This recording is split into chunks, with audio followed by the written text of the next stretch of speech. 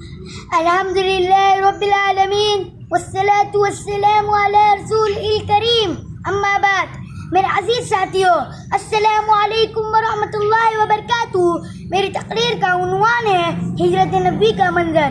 ہجرت نبوی کا منظر ایک نہایت عام اور روحانی واقعہ ہے جس میں حضرت محمد صلی اللہ علیہ وسلم مکہ سے مدینہ ہجرت کرتے ہیں۔ یہ واقعہ اسلامی تاریخ میں ایک نمایاں مقام رکھتا ہے۔ اس منظر میں حضرت محمد صلی اللہ علیہ وسلم اور حضرت ابوبکر صدیق مکہ سے روانہ ہوتے ہیں۔ دشمنوں سے بچنے کے لیے انہوں نے غار سور میں 3 دن قیام کیا۔ غار کا منظر نہایت پرسکون اور خاموش تھا، جہاں حضرت ابوبکر رضی اللہ عنہ نے رسول اللہ صلی اللہ علیہ وسلم کی حفاظت کی۔